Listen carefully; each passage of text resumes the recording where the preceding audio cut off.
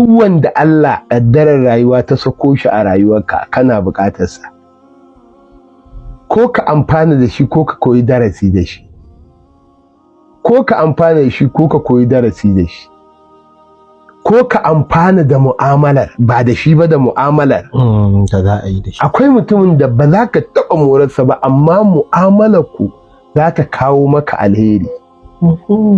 Yanzu wanda ya san harkar sarakuna da wane, sarakuna kaɗan ne masu yi wa yaran su kyauta, amma da rigar sarkin kuma yana samun kyauta sosai. to shine sai ka amfana da mu'amalar. Sannan na biyu shine masoyi, daga gama garin mai bukata sai masoyi. Shi kuma masoyi yana iya son ka kuma ya ta fushi da kai, ku yi ta faɗa ya kasa haƙuri da kai. Shi yasa za ga wani auren ana ta faɗa, ana ta menene yake kawo faɗan a zamantakewar?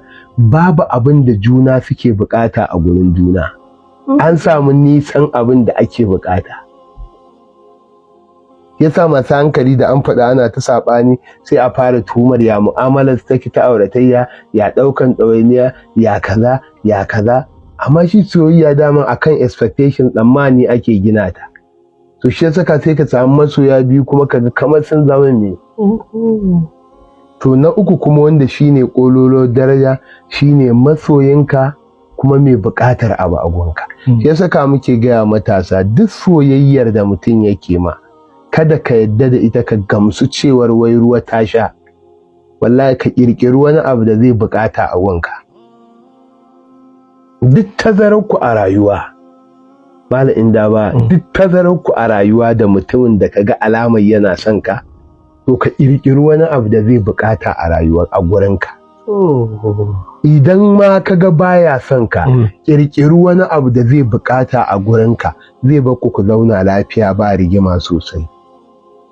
Zai neme ka ko yana neman ka yana kuka. Amma masoyi idan baya buƙatuwa gare ka, zai iya rabuwa da kai ku shekara.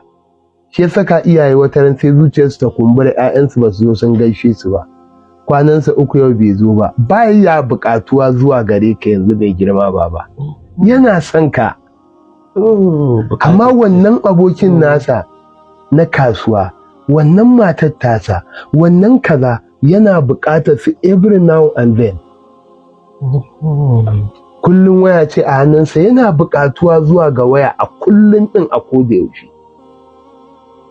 Sau da haka wannan abin shine ƙololuwa ta uku wanda yake buƙatar ka. Kuma hikimar da muke gaya, za ka samu gida mahaifi yana da 'ya'ya 10 ko wani abu makamancin haka, an jarabe shi kuma da son 'ya'ya, duk yana son su, amma a rana akwai wanda sai sun waya sau 5 ko sau 6, yana da buƙata da ɗan.